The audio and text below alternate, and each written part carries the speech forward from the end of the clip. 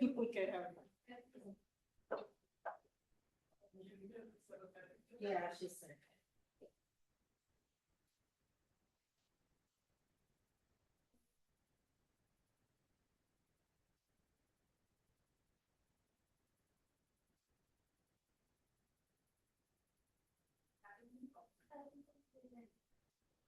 Oh, man.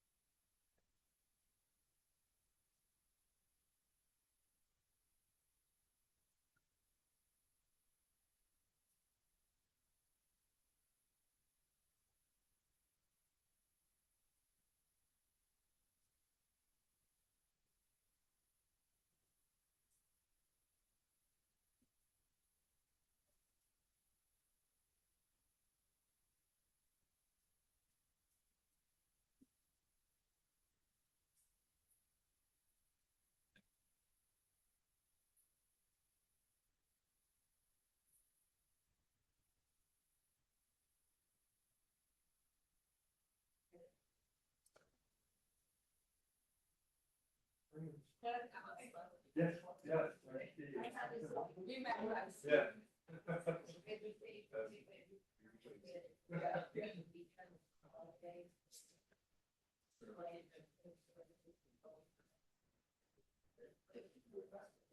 Yeah.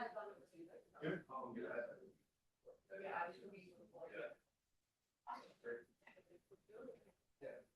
Yeah, I mean, it's like, they're all also like, it's not, it's like, it is, it's not.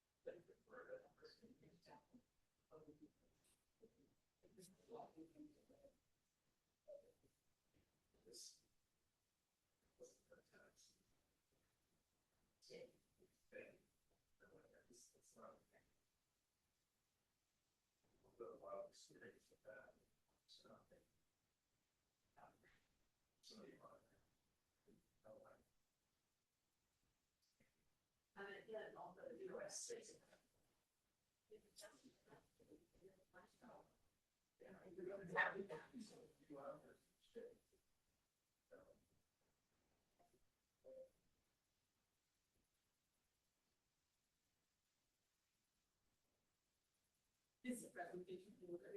That's the answer, yes. We're sharing from this.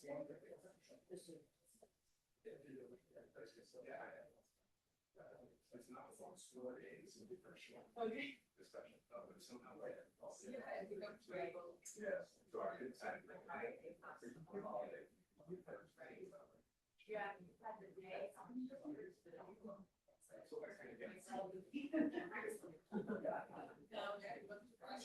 Yeah, I'm not gonna buy it. I just can't.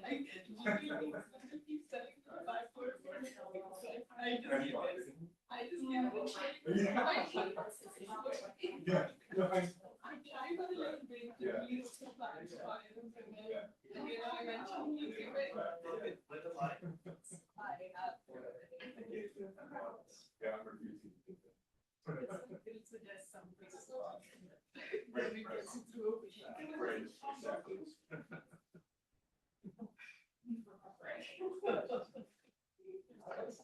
Yes, originally said you could go straight to the. Oh, yeah.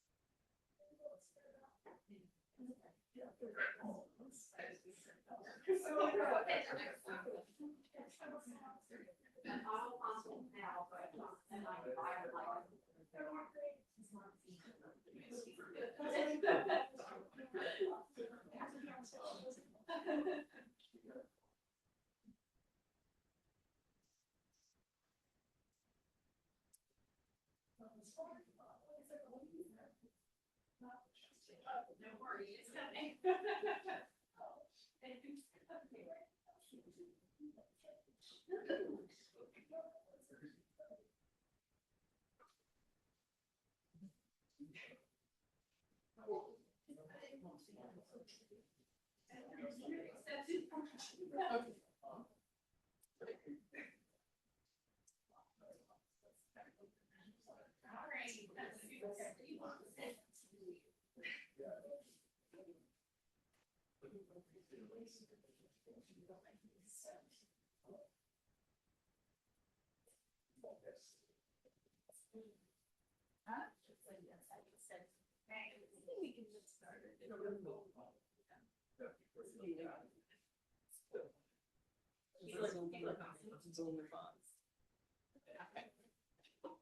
All right.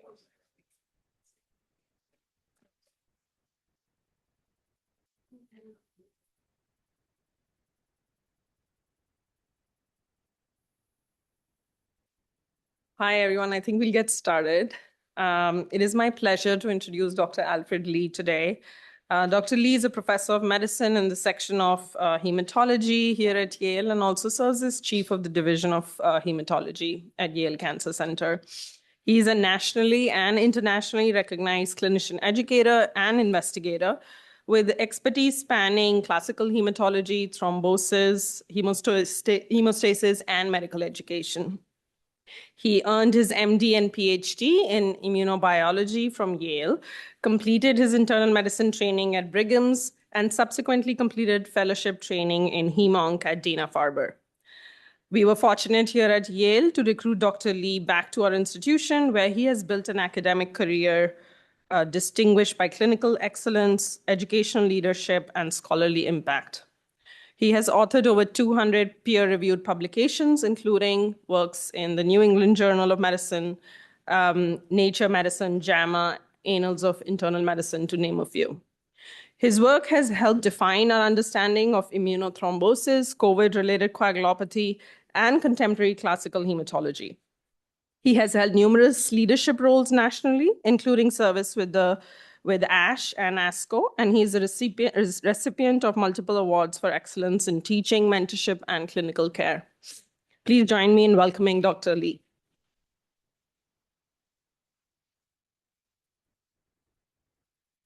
Hey, everybody. Thank you. Happy New Year. Good to see y'all. That was a very inflated intro, but thank you. Very, very generous. So I'm Alfred Lee. I'm a classical hematologist. I know most of y'all, but as just to put this into perspective, classical hematology is the study of hematology that is not cancer. Nowadays, as we understand more and more about disease mechanisms, some of the lines between what we call malignant and non-malignant are kind of blurring, as we all know. But in general, still, in our hematology world, there is a distinction between those who look at malignancy and those who don't. And I'm one of those who focuses mostly in the non-malignant space. So one of the fun things, if you will, about classical hematology is that very much like critical care, it kind of intersects with a whole lot of different specialties. And as such, it's a specialty that's kind of all over medicine, not just internal medicine, but the other procedural specialties as well, which makes it a unique specialty that, just like critical care, has us intersecting with lots and lots of different people and lots of different specialties.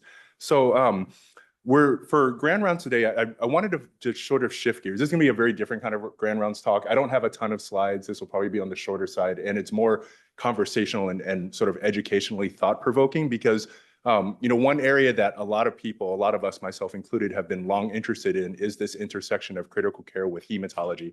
As you all know very well, critical care intersects very nicely with lots and lots of other different specialties. Hematology, you would think, would be a very intuitive one to intersect and potentially try to combine training. And yet, for some reason, that concept is still kind of new. So I titled this Critical Care Hematology, an Old and Emerging Field, because this idea of linking the two is kind of old because hematology is central to critical care, and it's always been so since the inception. But the idea of actually trying to formalize a training pathway has become fairly new. And some of our Yale trainees, who we'll talk about in just a moment, have sort of pioneered the whole national dialogue about this, who I wanted to highlight in our talk today. So to start, I have no disclosures. Okay, so this talk is really inspired by and dedicated to someone who I think everyone here knows very, very well, Cecily Allen. You all probably remember her. Cecily did her medical school in Kentucky, and then she came to Yale in, what was it? Was it 2022? No, 2019, I think, right? 2019 for her internal medicine residency. And Cecily was an absolute superstar, every single sense of the word. She was an amazing clinician, spectacular teacher, a fantastic leader, and spectacular and almost incomparable scholar. Literally everything she touched clinically and in the academic world turned to gold. And she was a very, very innovative thinker as well. And so from the get-go, she was very interested in the intersection of critical care with hematology. And initially it was hematology and oncology, but then it kind of shifted over time to become critical care and hematology. So at the time that she sort of came to this realization, there really wasn't much of a blueprint or a pathway at all to do this sort of combination training. Just to set the stage for this, as I think a lot of y'all already know, the way that the ABIM and ACGME sort of recognize combined training is that if you want to combine two internal medicine subspecialty fellowships, then you basically take the total number of years that each would give you together and you subtract 1 year from that. So for hematology and for critical care, each training in each of those would be 2 years. So doing a combined fellowship essentially would be a 3-year total fellowship. And as mentioned, and as we'll talk about a little bit later, critical care has been combined with many, many other things. So it should have been a very easy and logical path to make. But for some reason, again, Cecily was very unique in pioneering this whole pathway. So Cecily did her internal medicine residency 2020 to 2023. And then she applied for hematology-only fellowships. The American Society of Hematology, or ASH, our professional organization, has a pathway where there's about 10 institutions across the U.S. Ours is one of those who got grants just to develop a hematology-only training pathway. So we really tried hard to recruit Cecily to stay for our hematology pathway. She instead went to Hopkins. And then after doing a year of clinical training in hematology at Hopkins, then she switched over to the NIH and is now doing her critical care fellowship. And the final year of her training then will be some sort of research that combines the two of them together. At the time that Cecily decided to do this, there was only one other person we had ever known of in history in the US. I don't think that's totally true, but the one that we knew of, at least in recent times, who had done this sort of pathway of combining critical care and hematology. So she was very, very much a pioneer. And the end goal of all this is to become what we call a critical care hematologist. So I wanted to just spend some time talking about what is critical care hematology and what would a critical care hematologist actually do with their combined training. So stepping back a bit, I've been interested in this topic of combining critical care and hematology for a very, very long time. Back in 2010, when I was a senior fellow at Dana-Farber, I was starting to really become interested in benign or classical hematology and transfusion medicine. And my mentor at the time was Nancy Berliner, who a lot of people here at Yale will still remember. Nancy was a major figure, is a major figure in hematology. She was here at Yale for many years. She became very big as a neutrophil expert and later on as an HLH expert, and then became president of ASH. And then back in, I think it was 2009 to 2010, she left Yale to join Brigham and Women's Hospital to become chief of hematology there. So Nancy became my mentor. And Nancy had this really interesting idea where at the time, there was still a lot of transfusion medicine studies that were going on, trying to understand whether restrictive or liberal transfusions should be the standard of care. Back then, we really didn't know. Many people were sort of pushing for liberal transfusion regimens, and we subsequently learned through lots of different randomized clinical trials that in most cases, restrictive transfusions are adequate and even superior. And so Nancy had this really interesting idea that if we could get a hematologist hired into every critical care unit at the Brigham, whose job would be to police transfusion requirements, then we could save the hospital a whole lot of money and basically develop a career that way. So my final year of fellowship at Dana-Farber, I spent an entire 3 months as the hematology fellow, rounding on the cardiac surgery ICU at the Brigham. And it was very, very fascinating, incredibly enlightening experience. For anyone who's done these sorts of rotations where you kind of get to immerse yourself in other people's worlds, I think part of the fascination is, of course, learning about all the medicine. and how people approach the same types of topics.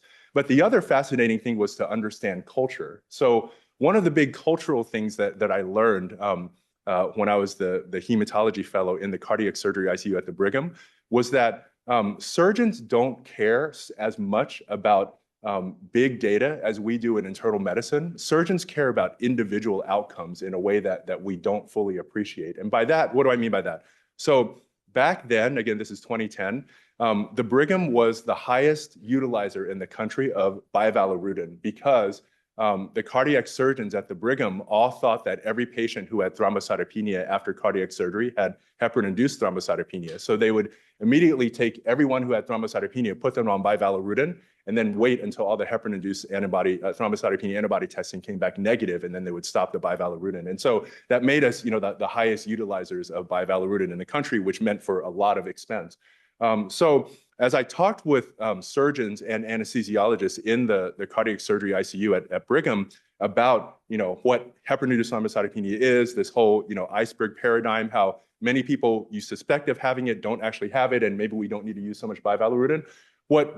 What I learned was that the reason their entire practice was built upon that was that back in the 80s, they had one patient have a horrible death from heparin-induced thrombocytopenia, and they decided after that, no one can ever die from that at all, no matter what the data are. And it was a very eye-opening thing for me to see that in spite of mounds of data that we may have in internal medicine showing numbers and sensitivity rates and positive predictive values and negative predictive values of hit testing, surgeons and people who deal with these very, very morbid life or death outcomes sometimes don't care about that. And so our job then is to try to find some middle ground that allows people to still practice in a way that they feel competent doing. So in my 3 months that I spent, as a fellow in the cardiac surgery ICU at Brigham, we looked at a whole lot of different things. We looked at different paradigms for heparin-induced thrombocytopenia. We looked at different ways to incorporate the testing. We worked out these hypothetical algorithms where if people did testing a little bit earlier or applied the 4T score a little bit earlier instead of just reflexively giving bivalirudin, then we wouldn't actually change outcomes. We would actually save the hospital a whole lot of costs and potentially avoid a lot of the bleeding problems that would happen with bivalirudin when platelet counts were very low. We looked at different things like recombinant 7A and Zygris and all these other things that all of y'all are much more familiar with than me.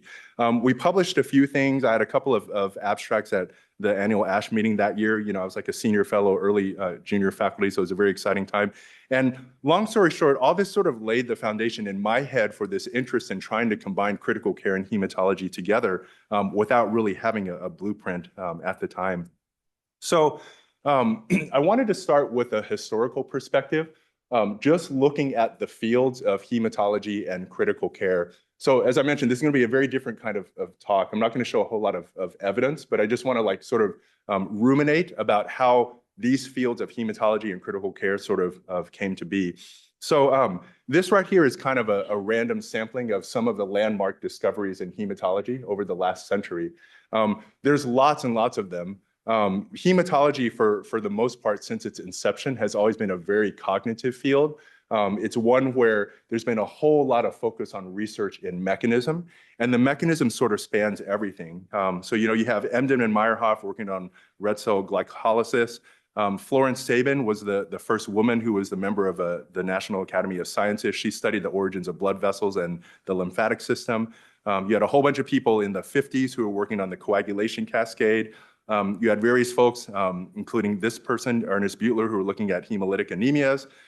Thomas Cooley was the person who best characterized thalassemia, otherwise known back then as Cooley's anemia. You had Rudolf Virchow back in the 1800s already, studying cancer and leukemia and even thrombosis. You had many other people, looking at hemoglobin disorders, sickle cell disease, et cetera.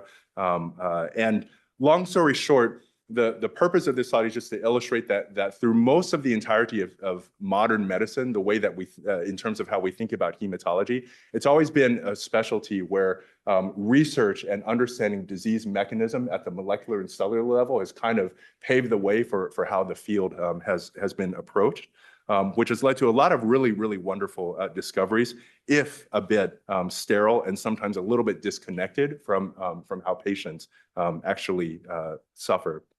So So that's my sort of shortened version of how hematology has come to fruition as a field. So I'm obviously not a critical care doc. So this is my attempt to do a little bit of something for critical care. Obviously, you know, there's many, many more discoveries than are shown here. But I thought it was a little bit fun to kind of go through some of the major landmarks in critical care. From, again, my standpoint being not a critical care physician. But so, for example, when we think of critical care now, you know, with fluids and antibiotics and blood pressure support and blood product support and ventilatory support, each of these I learned kind of has this older origin. And again, y'all would know this stuff way better than I would. But for example, for intravenous fluids, what I learned was that the origins of this came from the cholera epidemic. When people were having diarrhea all the time, they become very dehydrated. And then folks figured out that giving intravenous fluids would actually be very life-saving. Negative pressure ventilation and the iron lung, this started to emerge in the 1800s and then really became a big thing in the 1900s with the polio epidemic. And then fast forward 1953, there's this gentleman here, Bjorn Ibsen, who apparently created the world's first ICU. I think this is in Denmark, was that right? And this is where positive pressure ventilation sort of came to be and took over all of critical care. Let's see what else is on here. So World War I and World War II, battlefield medicine is sort of where the principles of shock and resuscitation and blood transfusion started to originate. This gentleman here in the 1900s, George Creel, I don't know how you say his name. He later went on to help found the Cleveland Clinic, but he was a big surgeon who was the first one apparently to successfully do a blood transfusion in a surgical patient. And he was also one of the first to experiment with using vasopressor support. And then down here on the lower left and the lower right are you know, just sort of examples of historical examples of developing defibrillation and CPR, et cetera. All right, so by the way, anyone want to add anything to this? I know there's a ton of stuff that could be added. That was the whole classic thing with the medical students bagging these patients for days and days at a time. Huh. So that was where it was introduced. And there's a great book called The Art of Ghosts that's written by Hannah Wunsch, who's a critical care physician at Columbia. And she's going to be coming here to discuss this with me again. Both the program for the humanities, but I think also for medical grants. Oh, that's amazing. Oh, wow. Okay. Yeah, no, that's spectacular. It's amazing just to look back at all the things now we kind of take for granted. And also it's spectacular to think like, you know, this is stuff now that all of you in critical care like have to know, right? I mean, it's decades and decades of work. And it's just sort of, I'm always, you know, amazed looking back at medical history of just how much knowledge we amass and how much the next generation has to automatically know and then build upon. It's just, you know, unfathomable how limitless the human mind is. Okay, so why did I show that sort of that paradigm? It's to essentially illustrate the idea that blood is central to both hematology and critical care. Obviously, blood is central to hematology because hematology is by definition the study of blood. But blood is also central to critical care because circulatory support, blood transfusions, all of these things rely on the blood. So as you can see from the very inception of the field, hematology has been integral to critical care. But it's also interesting to think when we look at what we might cite as landmarks in the field, that I think the very nature of the landmarks cited for the development of hematology as a field versus the development of critical care kind of show how we each approach blood in different ways. You know, again, I think that the approach of blood, the approach to blood from a hematologist is always very focused on molecular and cellular mechanisms. Whereas for critical care specialists, I think the approach is largely focused, of course, on physiology, but also life or death. And in a lot of ways, I think is a bit more patient focused and maybe holistic and comprehensive than what a hematologist does. So I think it's important to recognize this because understanding these different approaches that we have to blood toward blood can sort of help us as we're trying to develop a way to link our training together and potentially benefit patients more and push science further. So I just wanted to show a couple of very simplified examples of how hematologists and critical care specialists may approach the same problem just in slightly different ways. Again, this is not really based on science. This is just based on just my own understanding and discussions that I've had with people. So very common thing that of course we all see is thrombocytopenia. You know, tons of patients in the ICU have thrombocytopenia. We know that thrombocytopenia correlates with very poor outcomes. So when hematologists are asked to consult on a case of thrombocytopenia, you know, a lot of our focus is what is the cause? And we have this very classic paradigm for thrombocytopenia that we've taught generations and generations of medical students, where we try to categorize thrombocytopenia as being due to decreased platelet production versus increased peripheral destruction versus splenic sequestration. Again, it's very elegant, but a little bit sterile and kind of removed from what's actually happening from the patient. Whereas, you know, from the critical care side, with thrombocytopenia, we all know that the critical care literature says very, very clearly that patients who are thrombocytopenic tend to have worse outcomes. So, you know, questions that come up are in patients who are critically ill with thrombocytopenia include things like, is the patient stable? Is the patient bleeding? Can we transfuse the patient? Should we transfuse the patient? Is it okay to use anticoagulation, et cetera? So I know that sounds like a gross oversimplification, and it is to a certain extent.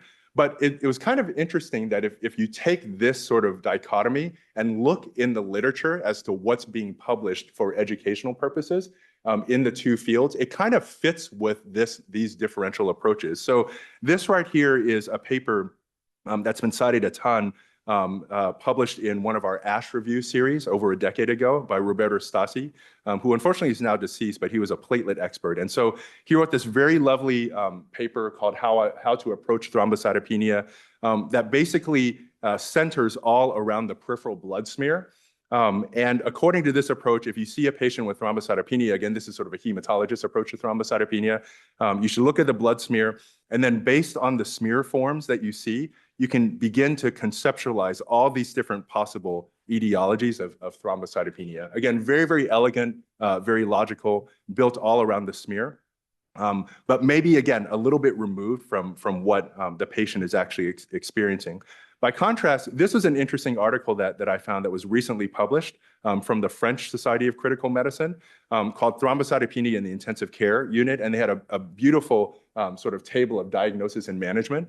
And I know this is hard to see, but essentially this table is kind of the money for the article. It's, you know, on the left side, it's conditions. In the middle, it's mechanism. And on the right, it's exactly which tests you have to check. Very, very quick, very easy, very simple, but very important, because when you're a critical care specialist facing a patient with thrombocytopenia, this is actually what you have to know to be able to manage the patient properly. All right. So another example, bleeding. All right. So of course, you know, a lot of critically ill patients bleed. On the hematology service, we're asked to consult on patients who bleed all the time. So again, how do hematologists approach bleeding versus how does a critical care specialist approach bleeding? The approaches somewhat differ. This is a really, really great article that I absolutely love. Again, published in one of our ASH review series called How I Approach Bleeding in Hospitalized Patients. It's written by two really well-known classical hematologists. Bethany Samuelson-Banow is now the chief of classical hematology at the Cleveland Clinic and a very good colleague of mine. And I absolutely love this article, you know, which basically starts with taking a bleeding history and then gives you a whole differential diagnosis based on the coagulation studies and tells you exactly how to interpret different coagulation studies. Really, really wonderful framework. The funny thing, though, is that it's, again, completely devoid of any mention of how stable or unstable the patient is and anything that has to do with what's happening to your patient. All right. By contrast, this is another recent article I found from Europe called the European Guideline on Management of Major Bleeding and Coagulopathy Following Trauma, the 6th edition. It has a whole bunch of critical care specialists and one hematologist on here. And again, not surprisingly, there's a bunch of different flow sheets and algorithms in this article too. This one is, I think it was figure 1. It's a 4-page figure that basically, you know, and no one can read this, and that's intentional, but it's a 4-page figure that basically walks through every single scenario of bleeding and how to deal with it, but there isn't a single mention about like what the etiology is and working up abnormal coags and so forth, because again, it's less relevant when a patient is actually, you know, bleeding to death right in front of you. All right, so Having said that, with these sort of different approaches to the same hematological problems, I think COVID, in a way, now that we're a little bit removed from that, we can sort of look back and say that COVID kind of brought us all together, right? So during the COVID pandemic, of course, everyone got on the same page. Yale had an amazing clinical and scholarly response, which made us one of the best in the world, one of the world leaders for this. And I think one way that this really showed itself is in how the hematology and cardiology and critical care and pulmonary teams also, and many other teams together, all linked together to create our giant mega COVID algorithm, of which a small portion, but important portion, was anticoagulation management, which I think we were able to really do a lot of work together here at Yale to sort of define what the best anticoagulation management practices would be for patients with COVID.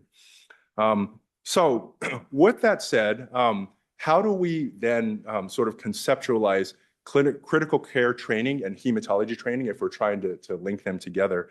I thought it's interesting to take a moment and step back and look at all the different types of ABM certifications that have been offered over the years, because the end result in trying to link the two specialties together is to create a viable pathway for the two fellowship training pathways to be linked. ABIM first started offering certification for internal medicine in 1936. And then 5 years later in 1941, the first 3 subspecialty certification exams were offered. These were in cardiology, GI, and pulmonary, which I think is fascinating. I didn't realize until I put this talk together that these were the 3 original ones. So then there were no additional certifications for the next 3 decades until 1972, when ABIM then certified a whole bunch of different subspecialties all at once: endocrinology, diabetes, hematology, infectious disease, nephrology, and rheumatology. And then 1 year after that, medical oncology started to be offered as a separate certification as well. The history of how hematology and medical oncology split and then came together is kind of a very torrid history with a lot of drama and strife. And I talked about it when I gave medical grand rounds, a year or 2 ago, so I won't get into it now. But suffice it to say that this has been an uneasy but permanent pairing of medical oncology and hematology together that's been in existence since the early 1970s. Okay, so then after this slew of certifications in subspecialty medicine in the 70s, again, nothing happened for another 15 years until 1987, when critical care became certified as well by ABIM. And then you can see, again, many other specialties kind of came together. Sleep medicine, I wanted to highlight here, became certified as its own specialty in 2007. And so once again, I think it's interesting if you think about the specialties that are linked now. It's pulmonary, critical care, and sleep medicine. It's kind of fascinating to think that these literally have spanned, what is that, like 6 decades or so, to become one specialty all together, which is kind of cool. All right, so in any event, going back to the 1980s, 1987, when critical care was becoming certified as its own specialty. And if Melissa Nauert is here, I'd love to hear her thoughts about this. This right here was a paper that was published in Critical Care Medicine in 1989 that was describing the first ABIM critical care exam results. And I just wanted to read a couple of paragraphs from this, because I think it really sets the stage for how people back then envisioned critical care as a specialty and why it is uniquely set up to be able to combine very well with other specialties, including hematology. So this is from this paper. By the late 1970s, an increasing demand for acute care in life-threatening situations, the availability of specialized technology, and the development of specialized critical care units in distinct areas within the hospital led the ABIM to consider certification in critical care medicine. At about the same time, the American Board of Medical Specialties convened a meeting of 4 interested boards: anesthesiology, internal medicine, pediatrics, and surgery, and the Society of Critical Care Medicine, to consider development of certification procedures. The meeting led to the formation in 1980 of a joint committee, which was charged with review of training credentials established by each board and the preparation of an exam with a single standard to be administered to candidates from all specialties. So all these different specialties came together with the charge that they're going to create the consensus guidelines for what would constitute the critical care board examination. Now, although the Joint Committee began its work, attempts to construct the examination gave rise to challenges to the concept of multi-specialty general intensivist. The breadth of skill required for this hypothetical physician was unrealistic and led to unresolvable differences over the standard. So in 1984, the Joint Committee was dissolved, and in 1985, the ABMS voted to approve separate applications of the several boards to issue certificates in critical care medicine. So they weren't able to actually come to a consensus, and instead they decided to honor the individual specialties in developing their own criteria for certification in critical care. Within the ABIM, there was some difference of opinion as to whether critical care medicine should be a separate 10th subspecialty or a third-tier competence held by certain subspecialists. Admission pathways were developed to reflect both approaches, thereby allowing the practice specialty of critical care medicine to evolve in either or both directions. So from its outset, critical care was set up as a specialty that's designed to be combined with other specialties. So it makes sense, of course, for critical care medicine and pulmonary to be combined together. If you fast forward now, and again, Melissa and others would know this, what I'm about to say much better than I would, but if you look at the ACGME common program requirements for critical care, there's one section here that says fellows must demonstrate competence in the evaluation and management of patients with severe organ dysfunction resulting in critical illness to include disorders of the endocrine, GI, hematologic, immune, musculoskeletal, and neurological systems, as well as infections and malignancies. As a former training program director myself, I can guarantee you that there is no other ACGME common program requirement that basically says your fellows have to know everything in every single subspecialty. And again, I think this reflects a very unique feature of critical care in that it is designed both to train fellows to be specialists and also to train fellows to be able to link up with other specialties. So the combination of critical care and other specialties has been done many, many times. Here's an article by a former Yale resident, Saad Safo, combining critical care medicine with GI. Here's an article in circulation about, actually from the AHA, about combining critical care with cardiology. Here's one from the IDSA, combining critical care and ID. And then this right here, I literally just took from the Yale website, which basically says that, one-year critical care medicine fellowship is aimed at physicians who completed or plan to complete a full ABM fellowship in another year, another 2 or 3 year internal medicine subspecialty like nephrology, infectious disease, cardiology, rheumatology, oncology, GI, et cetera. So my point in all this is to say, I think hematology should be added to the list. Let's make it add to the list. It kind of makes sense, and it fits with, I think, what the spirit of critical care is in training, and also what the spirit of critical care has been since the inception of the field. All right, so I want to switch gears just for a moment, and just in the last several slides, I'm going to highlight just very briefly a handful of different topics in hematology that I think would be really great for someone interested in combining critical care and hematology training and research to sort of come together and help propel us forward in the field and also in caring for patients. So the first concept is this idea of thromboinflammation, which I think everyone here is familiar with. All of us kind of became introduced to this concept or became very familiar with it during the COVID pandemic, right? So the idea behind thromboinflammation, which is otherwise known as immunothrombosis, is that we have thrombosis, which is the formation of blood clots that consist of platelets and coagulation factors. And then we have immunology, which is all the inflammatory cells that sort of support the immune system. And then we have many other sort of regulatory proteins and cascades that kind of facilitate both processes. And in the setting of inflammation, there are often inflammatory and autoimmune processes that then also trigger thrombosis. And so when you link them together, you get this process of combined inflammation with thrombosis. So thromboinflammation or immunothrombosis has become a really, really interesting new twist in terms of how we now think about what we thought were fairly straightforward processes of thrombosis and even inflammation. By this, what I mean is that in the old paradigm, where we would see patients who have different forms of thrombosis, either venous or arterial thrombosis. Again, a lot of the focus would be on the coagulation factors and platelets, and a little bit on endothelial cells. But the more we understand about thromboinflammatory processes, the more we recognize that you actually have an entire rich cellular process that's happening involving numerous different cell types, neutrophils, white blood cells, platelets, monocytes, et cetera, interacting with the endothelium and with the subendothelial collagen. And all of these then give rise to a bunch of different processes and interact with other factors that seem to accelerate these thrombotic processes.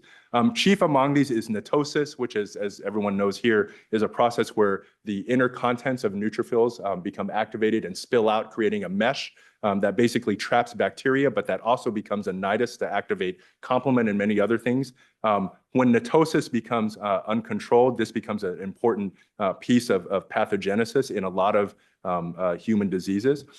There's DAMPs and PAMPs, which are these molecular patterns that are sort of triggered by pathogens. And again, these things seem to be involved in netosis, complement activation, et cetera. All of these things essentially fuel this process of thromboinflammation. And so I think this right here, thromboinflammation or immunothrombosis, is a great topic that we could jointly explore together because the complementary approaches, I think, are very, very critical in trying to understand how to harness all of these different elements in converting critically ill patients into healthy ones using novel therapeutic modalities. All right, another area that we could sort of jointly do together would be microvascular thrombosis. So what is this? I think probably the best way to think about this is with the paradigm of a disease called purpura fulminans, which unfortunately somehow at Yale, I think all of you will be able to attest to this, we're seeing lots and lots of cases of, right? So purpura fulminans is sort of the prototype for a microvascular process where an infection triggers a severe thrombotic form of DIC that then causes thrombosis everywhere, all in the microvasculature. It shares a lot of properties with other forms of septic shock and cardiogenic shock. And you can even see flavors of this in milder forms of infection as well. The pathophysiology isn't really well understood, except to say that you get super activation of the coagulation cascade, and you also get super consumption of endogenous anticoagulants, and both of those things together are what tip the balance over towards an extreme thrombotic phenotype. One of the interesting features of purpura fulminans that's been described by this guy, Tem Bendapudi, or Pavan Bendapudi. He's the same Bendapudi who developed the plasmic score for TTP. He's a good friend and colleague up in Boston. One of the new paradigms that's been described is that many patients who have purpura fulminans actually have germline complement mutations, not unlike patients who have atypical hemolytic uremic syndrome. And it suggests that these processes of microvascular thrombosis in general, like purpura fulminans, probably involve a lot of the same processes that give rise to immunothrombosis. And so if we understood how all these different elements, including complement, came together with thrombosis and sepsis, then we probably could turn the bad outcomes of these patients into much more positive ones. So I think microvascular thrombosis, particularly as sort of heralded by purpura fulminans or as exemplified by purpura fulminans, would be another area that would be great for our sort of two groups to study together, especially since we often are co-managing these patients together in the unit. A third topic that I think would be really important for us to try to study together is all these HLH type syndromes. So inflammatory syndromes, cytokine release syndromes, HLH type syndromes. There's so many different ways to conceptualize these, as you all know. I've come to hate these cases largely because I think none of us really know what's happening when we see patients who have elevated ferritins and are critically ill and are spiraling downhill. And yet, at the end of the day, what we learn is that there is usually something that's driving this type of pathophysiology. Whether it's something that triggers inflammasome activation, whether it's something that triggers NF-kappa B, or whether it's something that triggers JAK-STAT signaling, as you would see in HLH. We recently had this horrific case who I think is still in the ICU now. Many of you may be taking care of this patient, who's the mother of one of our former Smilo colleagues who had this very peculiar HLH picture that lasted for months and months. She was in Cornell and got hospitalized for a month and nothing happened. And then they reached out to us and we hospitalized here. Long story short, after months of trying to treat this patient and giving her anakinra and IL-6 inhibiting therapy, which I didn't show on on here and then giving her a couple different types of JAK inhibitors. One of our heme faculties said, why don't we do a random skin biopsy and see if this may be intravascular large cell lymphoma? And it turns out that's what it was all along. And then we went back and kind of looked at all of our cases of questioned HLH over the last couple of years and realized that every single one either had a terrible outcome or died due to an undiagnosed lymphoma or an infection. And again, I think this would be a great sort of topic for us to explore together in trying to understand in complementary ways what might be driving this type of pathophysiology so that we can come to faster diagnoses to benefit patients. Another great topic, I think, for our two groups would be thrombocytopenia. We started off this session talking about the simple medical student, if you will, approach to thrombocytopenia of decreased production, increased destruction, and increased splenic sequestration. But thrombocytopenia in the intensive care unit, as we've said earlier, is a very, very bad prognostic sign. Many patients the more thrombocytopenic patients are, the worse their outcomes are. A lot of literature is emerging now suggesting that thrombocytopenia in the ICU has some really, really interesting mechanistic drives behind it. Many of these patients are coagulopathic in a sort of DIC type of picture. A lot of them have complement activation. A lot of them have something a little bit similar to netosis with release of intracellular histones. Many of them have ADAMTS13 depletion, which kind of puts them a little bit on the microvascular spectrum. And many of them, have something along the lines of HLH, if not quite actually HLH. So again, I think looking at thrombocytopenia through a bit more of a mechanistic lens might be able to help a lot of the patients that we see together when we're consulted for etiologies of thrombocytopenia and figuring out ways to improve patient outcomes. Next, another topic, of course, that I think we should explore together would be DIC. DIC is a very, very old phenomenon. The more we try to learn about it, the less we understand. It's a very, very heterogeneous phenomenon. Heterogeneous because there's both thrombotic and hemorrhagic types. And these thrombotic and hemorrhagic types seem to sort of flip depending on what the underlying trigger is, whether it's infection or trauma or an obstetrical emergency. Understanding whether DIC is thrombotic or hemorrhagic is very important, of course, because thrombotic DIC is treated very differently from hemorrhagic DIC. So I just want to highlight here, just put in a plug, Cecily and Samir Gautam had a really nice study that they published not too long ago that looked at this sort of old medical school paradigm of whether factor VIII levels can help distinguish between whether or not patients have DIC versus liver disease. As everyone probably remembers, the old paradigm was that in DIC, all of your coagulation factors should be low because they're being consumed, whereas in liver disease, the factor VIII level should be high. It turns out both liver disease and DIC have high factor VIII levels, so factor VIII ends up being not a very useful discriminator. It took forever for us to get this published, but it was a very nice article and a very nice study nonetheless. And I think studies like this that are done by our two groups, again, can be very useful in trying to understand and treat patients who have DIC a bit better. And then the last thing I just want to put a plug for, just topic-wise, is this topic called systems-based hematology. So systems-based hematology is a QI field, and it's built on this idea that hematology kind of spans a whole bunch of different topics and fields all over the hospital. And as such, there's a certain standard of care that should be done for every patient in the realm of hematology that would, number one, improve patient outcomes and also potentially lower costs in inpatient care.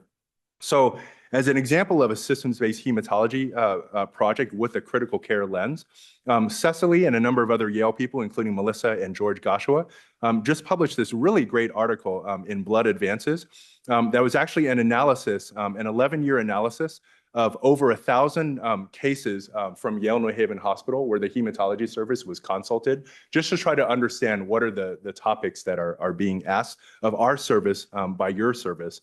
And not surprisingly, the top three topics for consultation were thrombocytopenia, coagulopathy, and thrombosis. And so one way that this sort of analysis can be turned into a systems-based hematology and QI project is to really focus on developing algorithms for how to properly evaluate patients who have thrombocytopenia, coagulopathy, and thrombosis, so that this way the care is very streamlined and that by the time a hematologist would get consulted for this, a lot of basic workup has already been done. And this way, we could potentially arrive at diagnostic conclusions much faster for the benefit of patients.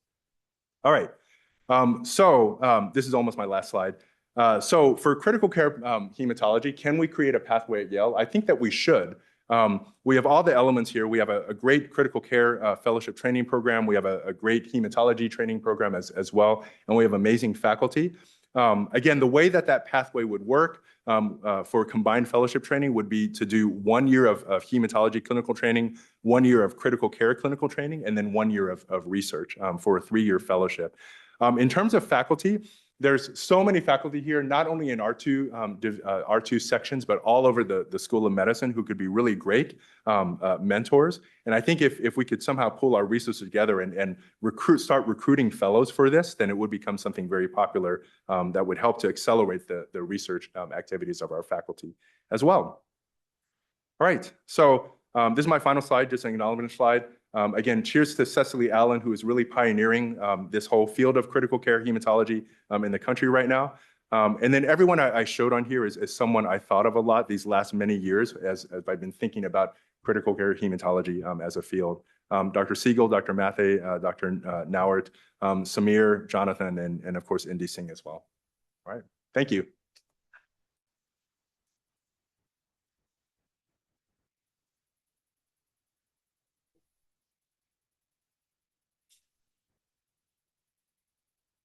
Thank you. Thanks for that interesting and thought-provoking talk. It was really great. We're open for any questions if anyone has any. Otherwise, I can get started with one. So, you mentioned this interface of critical care and hematology, which is truly, I think, interesting. Makes sense, like you say.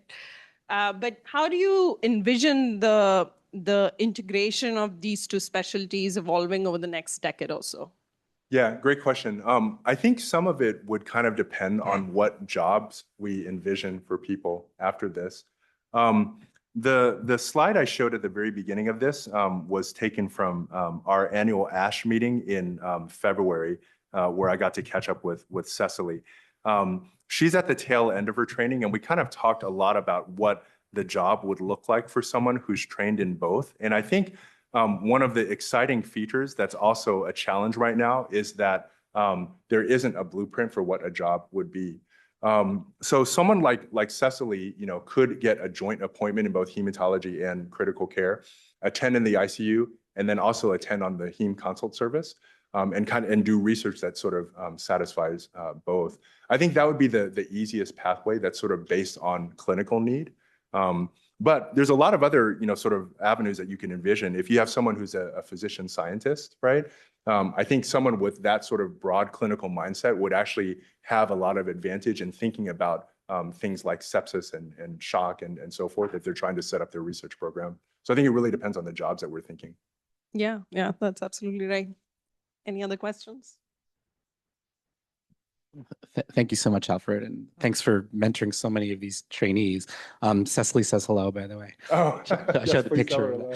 So, I wanted. This is really more of a clinical question. So, this concept of inflammatory coagulation is really a longstanding source of frustration for many of us in the MICU.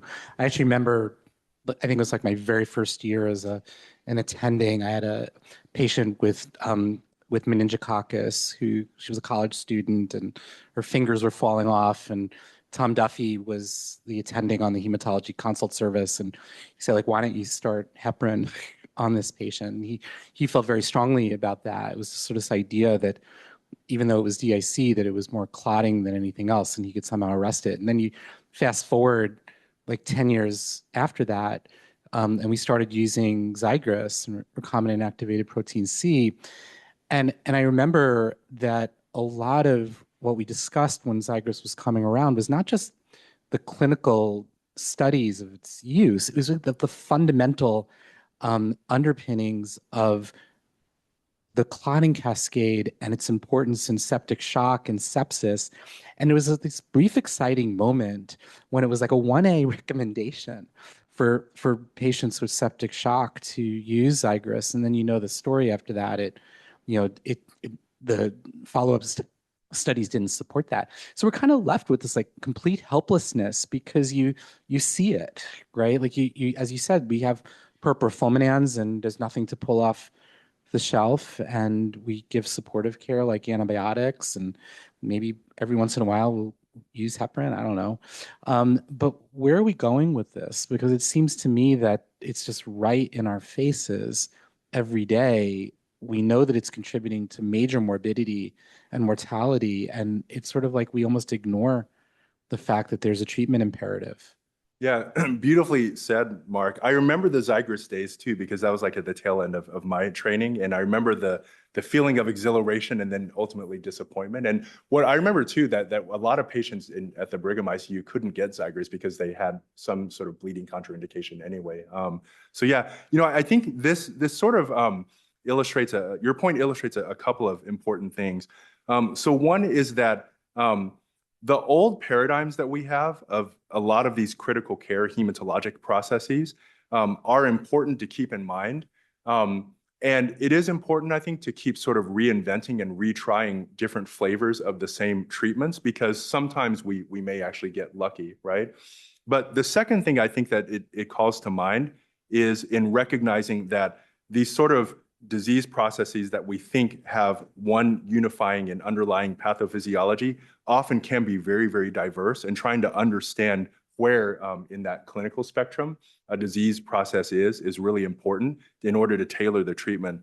The third thing I would say is that as we're moving more towards this idea of thromboinflammation, I think it becomes important for us therapeutically to think about all the other pieces that we're not targeting, when a patient is septic and has DIC, and, whether it's a hemorrhagic DIC or whether it's a thrombotic purpura fulminans picture. So for example, in purpura fulminans, we're transfusing red blood cells. We have patients on anticoagulation. We're giving protein C concentrate. We're giving antithrombin concentrate. We're giving cryoprecipitate. All of that is very, very heavy right here in this red blood cell coagulation factor sort of access.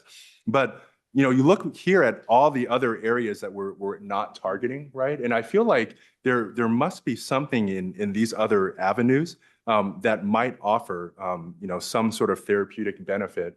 I'm personally very interested in the complement cascade. I feel like this is one of these cascades that I've never understood. It always looks too complicated. We look at the figure, we teach someone it, and then I forget about it. But since we have complement inhibitors, it seems that a lot of these microvascular processes do involve complement dysregulation and complement activation. And the complement inhibitors that we use are generally safe.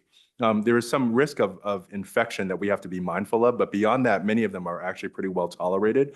So between complement and neutrophils, I think that there's a lot of interest in trying to look at these other elements. And what I wonder then in a case of something like Zygris is, were some of the positive signals that we're seeing earlier on reflective of this heterogeneity? And if we were able to treat not just with Zygris, but some additional things that might target other areas here, would then we start to see, positive benefits from some of these therapies, including anticoagulation, right? Which has always been a question as to whether that helps in DIC. Other questions? Thank you. That was great, Alfred. It was just occurring to me as we were proposing a model that involves a year of research, a year of critical care, and the NIH Institute that funds both of these specialties is the same institute as well. And over the years, I think we've had fellows interested in another syndrome that overlaps between our two specialties, which is sickle cell disease. And I was wondering your thoughts on that as a combined area of investigation and clinical expertise. Yeah, I love that. And I think Yale is a perfect example of that, right? Because our former chair of medicine, right, did a lot of work on this as well. So yeah, sickle cell, I think is a perfect example of a disease that keeps experiencing a renaissance that hasn't quite hit the renaissance that we think each phase is supposed to bring. First there was the idea that transfusions would be life-saving, which they are, but it's not the end-all be-all. Then there was the idea that hydroxyurea can be life-saving, which again, it is, but there are some limitations to that. Now in sickle cell disease, there's a lot of interest in all of these other cellular mechanisms that are not unlike some of the immunothrombotic mechanisms that we showed here. And so people are looking at different targets for treatment there. So yeah, I agree with you. I think sickle cell would be uniquely situated as well for combined hematology and critical care research together. Great example is actually in pulmonary hypertension, right? Indy Singh takes care of a lot of our patients, which I never quite understood the pathophysiology of portal hypertension or of pulmonary hypertension in sickle cell, because it seems to be a bit different and a little bit resistant, right, to some of the therapies. So that'd be another good avenue to explore.